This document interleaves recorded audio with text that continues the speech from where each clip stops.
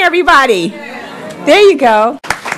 Thank you, Janice. Our next speaker is Charlie Partridge, Supplier Diversity Manager for Pepco Holdings. Thank you. Janice, did you say when the power is on? Yes, I'll count. I'm out too in Potomac. But this is Pepco Holdings. Yes, yes. Well, everybody's just about back on now. Is everybody in here a Pepco customer? Yes. Just about? Yeah, yeah. Well, you know, it's a challenging business. Of course, I don't feel our challenges to some extent are as great, at least in my work, as they are perhaps for Yvette with AT&T, which is a global corporation. Most of my peers do work for global corporations, and it's a lot greater challenge in terms of finding suppliers for their needs being global. In our case, we cover 4 states in the Mid-Atlantic region, D.C., parts of Maryland, primarily Montgomery and Prince George's County, Delaware, and New Jersey. So our suppliers are contained in that regional area. I don't want to repeat what you've already heard, and I don't want to spend a lot of time talking because I'd much rather that you ask a lot of questions. But I will say that ditto everything that Yvette said as far as our company goes in terms of what we do, what we look for. I would say to you that having a marketing plan, I've found, is probably the greatest benefit to businesses, because if you have a marketing plan, then when she talked about going to the site to look at AT&T to see, you know, what your value proposition could be, it's the same with us being a utility, electric utility. If you have a marketing plan, you already know what's a potential customer match. And my job is just to help you navigate that system and certainly ask questions. But one of the things that I like to say to suppliers is you need to qualify us, same way as we're qualifying you. My background, I started out in professional sales for craft foods, so I find that a lot of times the up-and-coming suppliers may be able to lay the bricks, but they're not good at selling the bricks. So I would certainly strongly recommend, if you don't have someone with a professional sales background, that you get someone like that, or you get the training yourself. My background also includes having done everything from managing training to deputy director at my alma mater, Howard University, in the Small Business Development Center. Some Howardites here, some Bisons, yeah. Every state in the country now has a Small Business Development Center network. Services are free to you as a taxpayer.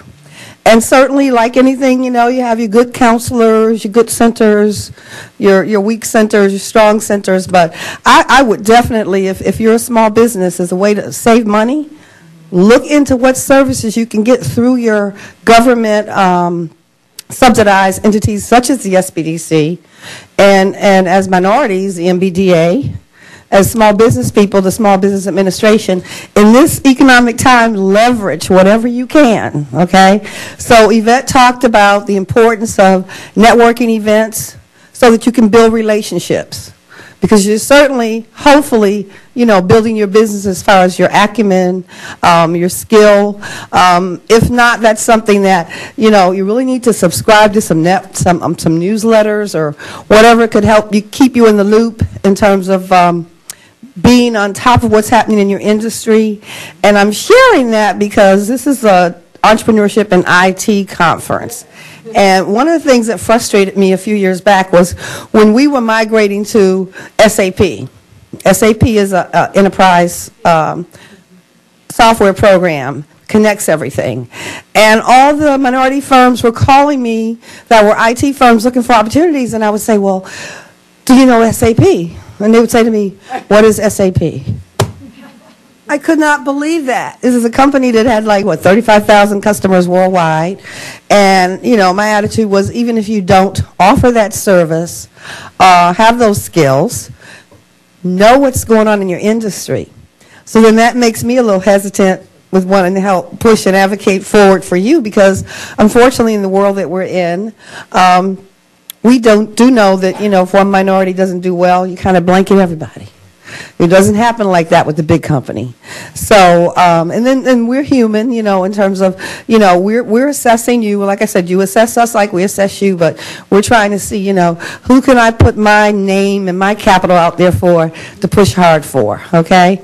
So, I would share with you before I sit down, because I do want to answer your questions.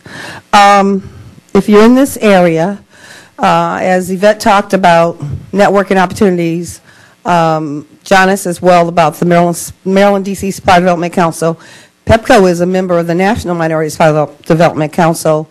We're also members of the Pennsylvania, New Jersey, Delaware Council, as well as Maryland, D.C., but a lot of other organizations. Oh, and I'm bragging on our awards. We've got an award from Hispanic Business for the past 5 years, recognition, for both our supplier diversity and our workforce, as well, Black Enterprise Magazine, and the list goes on and on and on. But anyway, we will be involved in a conference, the Women's Power Conference, but it's open to men and women, September 1st in Montgomery County. And I have some business cards if anybody wants me to send them information on it. I'll also send it to Christina, and maybe she could send it out to all of you as part of her email network. There's going to be like 18 different workshops. It's like all the regional women's organizations, and so that would be a good thing for you to consider going to so you could network. And then also on the 15th, keep in touch with the Prince George's County Economic Development Corporation Small Business Initiatives website. I will have some of my direct users of various IT, construction, and professional services, construction, and IT. That's how they packaged it. They wanted us to bring people. So they will be there talking about what we're buying, why we're buying it, and mistakes that people make in the last hour from 11 to 12 is like a speed pitch time. You get 5 minutes to meet with the representatives that I bring with me and make a pitch for your company. So I'd be happy to answer any questions that you all have, and thank you for listening to me today. Thank you, Charlie.